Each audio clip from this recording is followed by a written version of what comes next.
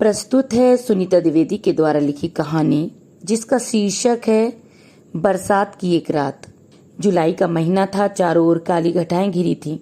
बिजली कड़क रही थी। बादलों के समूह कभी हाथी तो कभी काली भेड़, कभी भालू के आकार में आसमान में चलते नजर आ रहे थे। गांव के प्रत्येक किसान को इस बारिश का इंतजार रहता है, क्योंकि मई जून के तपते दिन और तपती रातों से बेहाल धरती पूरी तरह से सूख जाती है और इंतजार करती है पहली बारिश का, जो वरदान बन के आई होती है। भोई भी अपनी झोपड़ी के बाहर बने बरामदे, जिस पर बांस की लकड़ियों से छप्पर बना है, एक टूटी सी खाट पर बैठा होता है। उसी छप्पर में खूंटी पर एक लालटेन टंगी रहती है। भोई बड़बड़ाता हुआ, कजरी रोटी तो दे दे, अंधेरा बढ़ रहा है, लगता है बहुत जोर की बारिश होने वाली है। कजरी बरामदे के अंदर झोपड़ी के कोने में बैठी थी। उसकी आंखों से ज्ञात हो रहा था कि जैसे बहुत रोई हो। बाल काफी अस्त व्यस्त थे और साड़ी कंधे से नीचे लटकी हुई थी। हाथ की कलाई से थोड़ा खून निकल रहा था। लगता था कजरी कुछ सोच रही हो। उसने भोई की आवाज सुनी ही नहीं थी। भोई दोबारा से, ए कजरी, तेरे कान खराब हैं क्या? सुनती क्यों नहीं? मुझे भूख लगी है, रोटी दे दे। कजरी के कानों में आवाज जाती है। वह होश में आती है। अभी देती हूँ। कजरी कुछ नहीं बोलती। बाल्टी में रखे पानी से हाथ धोकर चूल्हे के पास रखी काली सी भगोनी में से चावल निकालती है और पास ही कढ़ाई में रखे साग के साथ एक थाली में परोसती है। वही खाना शुरू करता है। कजरी, पानी तो दे दे, बड़ी मिर्च डाली है तूने साग में। वही भोजन समाप्त करके उठता है और लोटे में रखे पानी से बाहर आकर हाथ धुलता है। उसकी खटिया पर रखी तौलिए से हाथ पोंछता है। उसे कोई मतलब नहीं था कि कजरी ने भोजन खाया या नहीं, रसोई में भोजन बचा है या नहीं। बस खटिया पर एक दरी डालकर सो जाता है। कजरी रसोई में ही बैठी रहती है। वहीं उसके बगल में भगोनी खुली पड़ी थी। बाहर बरसात तेज हो रही थी। बादलों से बिजली कड़कड़ाने की आवाज आती है। कजरी 25 साल पहले की एक ऐसी ही बरसाती रात के बारे में सोचती है। उस दिन कजरी का सारा परिवार पास के गांव में लगने वाले वार्षिक मेले को देखने गया था। कजरी ने हरे रंग का कुर्ता सलवार पहना था। उस पर छींटदार चुन्नी बहुत जच रही थी। पैरों में घुंघरू वाली पाजे और कमर तक लंबे बाल कजरी की सुंदरता में चार चांद लगा रहे थे। वह मेले में पहुंचती है तो चारों ओर भीड़ ही भीड़ होती है। बहुत सी दुकानें सजाई गई थीं। गुब्बारे वाला, दुपट्टे वाला, कहीं झूले तो कहीं चाट का ठेला लगा था। कजरी आज बहुत खुश थी, क्योंकि वह आज लगभग 3 साल बाद मेला देखने आई थी। कजरी चूड़ियों की दुकान पर चूड़ियां पसंद करती है। तभी उसकी नजर कुछ दूर सामने खड़े एक लड़के पर पड़ती है, जो लगातार कजरी को देखे जा रहा था। कजरी जब भी अपनी नजरें उठाती उसे घूरते ही पाती। कजरी तुरंत अपनी नजरें नीचे कर लेती। उसे समझ नहीं आ रहा था क्या करे। वह चूड़ियां दुकान पर ही छोड़कर चल देती है और उसकी माँ, जो दूसरी दुकान पर गृहस्थी का सामान ले रही थी, कजरी उनके पास जाती है। कजरी के पिता, जिन्होंने अपने दोनों हाथों में अपनी बेटियों के सामान लिए थे। अरे कजरी की माँ, मौसम खराब हो रहा है, बादल घिर आए हैं, तेज बारिश की संभावना लग रही है। कजरी की माँ कहती है, बिल्कुल सही कह रहे हो, हमें घर चलना चाहिए और हमारे गांव की तो नहर बारिश में तुरंत भर जाती है। बारिश बड़ी बड़ी बूंदों के साथ शुरू हो जाती है। मेला घूमने आए सभी लोग मैदान में लगे पंडाल में कुछ रामलीला मंच पर खड़े हो जाते हैं। बारिश बहुत जोर पकड़े थी। ना कोई बाहर निकल पा रहा था, ना ही कुछ और सोचने की गुंजाइश थी। जैसे ही बारिश थोड़ा कम हुई, लोग अपने अपने स्थान की ओर जाने लगे। कजरी के माता पिता और बहन भी चल पड़े। सभी जब नहर के निकट पहुंचे तो वहां का दृश्य बहुत भयानक हो गया था। गांव का पानी एकत्र होकर बाढ़ के रूप में परिवर्तित हो चुका था। सभी भयभीत थे। सभी लोग अपने तरीके से उस पार जाने की कोशिश कर रहे थे। कजरी का परिवार एक नाव में बैठ जाता है और कजरी की नजरें उस नाव में बैठे उस अनजान व्यक्ति को पहचानने में देर नहीं लगाती, जो उसे मेले में मिला था। कजरी का सौंदर्य ही ऐसा था कि किसी भी मनुष्य का उसकी ओर आकर्षित होना संभव था। तभी एक बड़ी लहर आती है। वर्षा ने भी बड़ी बड़ी बूंदों का रूप ले लिया था। लगता था आज इस सैलाब में सारी प्रकृति तहस नहस हो जाएगी। तभी नाव में एक जोर का झटका लगता है और नाव पलट जाती है। सभी यात्री तितर बितर हो जाते हैं। वहां हाहाकार मच जाती है। बचाओ बचाओ की ध्वनि ही सबके मुंह से निकल रही थी। कजरी का पूरा परिवार एक दूसरे से अलग हो जाता है। सब अपनी अपनी जान बचाने का प्रयत्न कर रहे थे। तभी कजरी, जो तैरना नहीं जानती थी, एक व्यक्ति का हाथ उसके हाथ को तेजी से पकड़ता है और थोड़े ही समय बाद वह पानी से ऊपर उठती है और उसका एक हाथ उस व्यक्ति के कंधे पर होता है। वह कुछ पल के लिए अपनी आंखों पर पड़ी पानी की बूंदों को हटाकर देखती है तो उसे वही ऊंचे कद का व्यक्ति दिखाई देता है। अगले क्षण वह बेहोश हो जाती है और जब होश में आती है तो एक झोपड़ी में एक बिस्तर पर अपने आप को पाती है। उसकी नजरें उस झोपड़ी नुमा कक्ष को ध्यान से देखती हैं। उसे समझ नहीं आ रहा था कि कौन उसे यहाँ लाया है। तभी वह व्यक्ति जो नाव में बैठा था उसके समीप आता है और अपने हाथ को उसके सर पर रखकर उसका ताप महसूस करना चाहता है।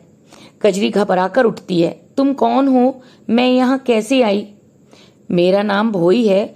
मैं पास के गांव में रहता हूँ। मैं तुम्हें लेकर आया। तुम रात हुई तेज बारिश से आई बाढ़ में बह गई थी।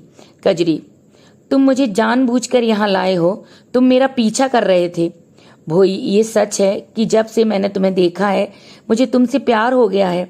मेरा दिल तुम्हें देखकर तेज तेज धड़कने लगता है, लेकिन मैंने जानबूझकर ऐसा कुछ नहीं किया। मैं तो स्वयं अपने आप को बचाने का प्रयास कर रहा था। मेरे माँ बाबूजी और छोटी बहन कहाँ हैं? भोई, पता नहीं चला। अभी वहां जाकर देखना पड़ेगा, क्योंकि रात से तो मैं तुम्हें बचाने में और तुम्हारे होश में आने का इंतजार कर रहा था। मुझे गलत मत समझो। कजरी, मुझे ले चलो। मैं अपने माता पिता को ढूंढना चाहती हूँ। भोई, ठीक है, चलो। कजरी जैसे ही बाहर आती है वहीं कोने में रंग बिरंगी चूड़ियां रखी होती हैं। वह जैसे ही देखती है सर्वप्रथम बोलती है, अरे ये तो वही चूड़ियां हैं जो मैंने पसंद की थी। भोई, हाँ, वही चूड़ियां हैं। इन्हें तुम्हारे लिए मैंने ले लिया था। तुम पहन सकती हो। अरे नहीं, पहले मुझे अपने माँ बाबा और मंजरी से मिलना है। ठीक है, चलो। कजरी को भोई पर भरोसा हो रहा था। वह उसके साथ चल देती है। बारिश के कारण जगह जगह पानी भरा था और मिट्टी बड़ी चिकनी थी। उसे भोई का सहारा कई बार लेना पड़ता था। हर बार सहारे के साथ कजरी भोई के करीब आ रही थी। कहते हैं, परेशानी में अगर कोई आपका साथ देता है, आपकी देखभाल करता है, तो मन अनायास ही उससे जुड़ जाता है। इसे प्यार, लगाव, विश्वास कुछ भी कह सकते हैं। वह नहर पर पहुंचते हैं। पता लगता है कई लोगों की इस दुर्घटना में जान चली गई है। कजरी, नहीं, ऐसा नहीं होना चाहिए, और भोई के गले से लगकर तेजी से रोने लगती है। परेशान मत हो, तुम्हारे घर चल कर देखते हैं। क्या पता तुम्हारे परिवार वाले साकुशल घर पहुंच गए हों। भोई और कजरी घर पहुंचते हैं तो घर के दरवाजे पर ही उसके पिता बैठे होते हैं।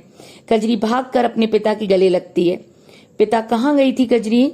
मैं बह गई थी बाबा, मुझे भोई ने बचाया। बाबा, माँ और मंजरी कहाँ हैं? बेटा, तेरी माँ का कुछ भी पता नहीं चला। मंजरी अंदर है, घबराई हुई सी है। कजरी घर के अंदर जैसे ही जाती है उसके पिता उसे रोकते हैं। तुम घर में नहीं जा सकती। तुमने सारी रात एक अनजान व्यक्ति के साथ गुजारी है। हमें समाज वाले यहाँ नहीं रहने देंगे, और मेरे ऊपर तुम्हारी छोटी बहन की जिम्मेदारी भी है। उससे कोई विवाह नहीं करेगा। मैं कैसे संभालूंगा? कजरी वहीं बैठकर रोने लगती है। कहाँ जाऊं बाबा? ऐसा निर्णय मत लीजिए। इसी लड़के के साथ जाओ जिसके साथ तुम रात भर रही हो। आपको मेरे ऊपर भरोसा नहीं रहा और इसे मैं जानती नहीं। कहते हुए कजरी उठकर चल देती है और गांव के पास बने बांध की ओर तेजी से दौड़ती है। भोई एक पल ठहरकर उसके पीछे पीछे भागता है और बांध के निकट पहुंचकर कजरी के हाथ को पकड़कर, क्या कर रही हो? मुझे मत रोको, मेरा कोई नहीं है इस संसार में। भोई उसे खींचकर अपने करीब लाता है और कहता है, तुमने मेरे दिल में प्रवेश तो ले लिया, अब बिना मुझसे पूछे तुम नहीं जा सकती। कजरी और तेजी से रोते हुए भोई के सीने से लग जाती है। भोई कजरी को अपने गांव ले आता है। उसके पहले मंदिर में दोनों विवाह के बंधन में बंध जाते हैं। भोई घर पहुंचकर स्वयं कजरी का स्वागत करता है, क्योंकि उसके माँ बाप नहीं थे। वह अकेला ही था अपने घर में। वह मुंह दिखाई में कजरी को वही सतरंगी चूड़ियां देता है जो मेले में खरीदी थी। तभी झटके के साथ कजरी अपनी इस जिंदगी में वापस आती है और कलाई को देखती है कि आज भोई बिल्कुल भी ध्यान नहीं देता उस पर। एक समय था जब भोई मुझसे असीमित प्यार करता था। मुझे उसके प्यार की वजह से उसका अनपढ़ होना, गरीब होना सब कुछ मंजूर था। लेकिन जब मैं पहली बार माँ बनने वाली थी तब भोई एक पल को भी मेरा साथ नहीं छोड़ता था। मेरी पहली बेटी के जन्म पर मैं परेशान तो था, लेकिन ज्यादा नहीं। फिर उसकी दूसरी बेटी हुई तब तो भोई का दिमाग ही घूम गया था। उसको एक पुत्र की आशा थी। जैसे तैसे उसने दूसरी बेटी को स्वीकार कर लिया। कुछ दिनों बाद तीसरी बार कजरी माँ बनने वाली थी। भोई बहुत खुश था। उसे पूर्ण विश्वास था कि इस बार लड़का ही होगा, लेकिन होता वही है जो ईश्वर को मंजूर होता है। भोई तो कजरी को तीसरी बेटी के जन्म पर ऐसे ही छोड़कर चला गया। उसने 15 दिन तक बेटी का चेहरा नहीं देखा था। भोई साधारण मजदूर था, इसलिए घर में सीमित व्यवस्थाएं ही थी। कुछ दिनों से भोई की संगत भी खराब हो गई थी।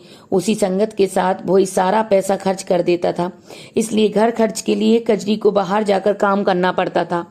उसने अपनी बेटियों के पालन पोषण के लिए खुद को झाड़ू पोछा, बर्तन आदि काम में लगा रखा था। कजरी द्वारा थोड़ी बहुत रोक टोक लगाने पर भोई हमेशा उससे कहता, तुम्हारे पिता ने तो तुम्हें भगा दिया था।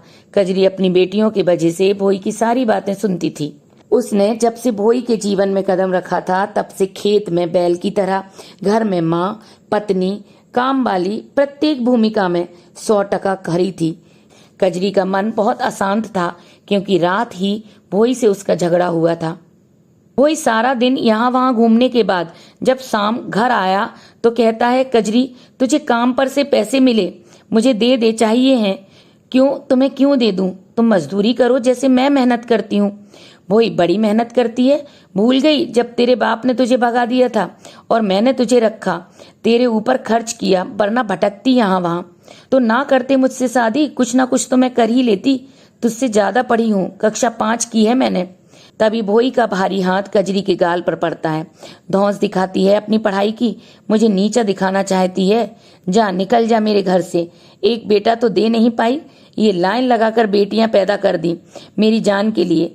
तभी से वह कोने में बैठी रो रही थी। सुबह भोई की आंख खुलती है। वह मुंह धोकर अंदर झोपड़ी में जाता है और कजरी को आवाज देता है, ए कजरी कहाँ है? चाय बना दे। सुनना तो तूने सीखा ही नहीं। लेकिन कजरी कहीं नहीं थी। भोई को थोड़ी चिंता होती है।